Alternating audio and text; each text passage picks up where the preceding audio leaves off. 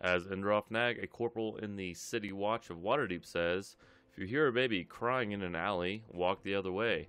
That's my advice to you. And we'll find out why he says that, as this episode of Know Your Monster is about the Kenku. Kenku are feathered humanoids that wander the world as vagabonds. Driven by greed, they can perfectly imitate any sound they hear. Kenku wear ill-fitting cloaks, robes, and rags. These garments cover the soft, sleek feathers of their bodies, shrouding their bare arms and legs. They tread lightly when they walk, on talons made for grasping the branches of trees and seizing prey from the lofty skies. Soft as the wind they move, so as not to draw attention to their shameful forms. Once, the Kenku held the wind in their wings, embracing the gusty sky and singing the sweet language of birdsong. Serving a master whose identity is now lost to their memory, the Kenku coveted the glittering baubles of his household, and longed to speak so that they could cajole and swindle others out of such treasures. Stealing the secret of speech from a volume in their master's library, they disguised themselves in rags to beg for pretty things. When their master learned of their greed, he stripped away their wings as punishment, forcing them to beg forever. Kenku can mimic the sound of anything they hear. A Kenku asking for money might make the sound of coins clinking together, and a Kenku referring to a busy marketplace can reproduce the cacophony of hawking vendors, barking dogs, bleating sheep, and the cries of street urchins. When mimicking voices, they can only repeat words and phrases they have heard, not create new sentences.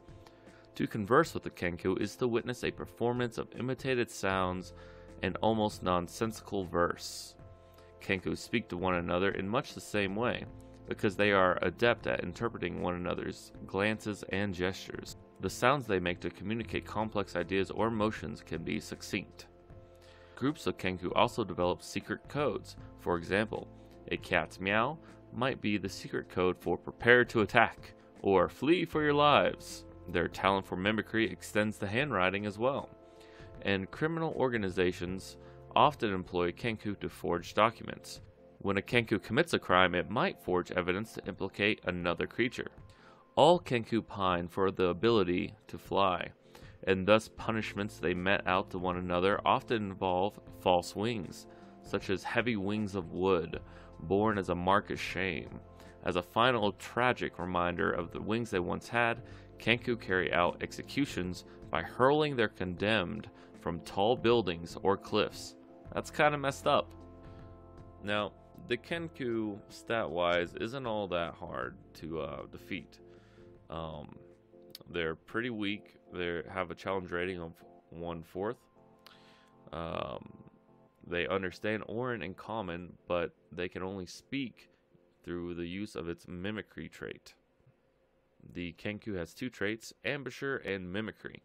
Ambusher is when Ambusher, the Kenku has advantage on attack rolls against any creature it has surprised. In Mimicry, it can mimic any sound it has heard, including voices. A creature that hears the sounds can tell they are imitations with a successful DC 14 Wisdom check. As far as the damage goes, they really only have two weapons, a short sword and a short bow, each dealing 1d6 plus 3 piercing damage. They are chaotic neutral, and they really don't put up much of a fight at 13 hit points. Personally, I've never used Kenku, but if I were to use them, I might have them create sounds of battle down one alley with a woman screaming as the PCs drunkenly march back to their inn at night, hopefully seducing them with the old damsel in distress cliche.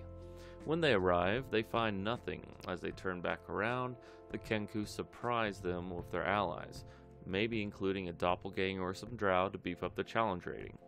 The Kenku don't even really have to attack, but they can try to take advantage of the situation and steal any items they see from the PCs, maybe a bag of holding, a gold pouch, things of that nature.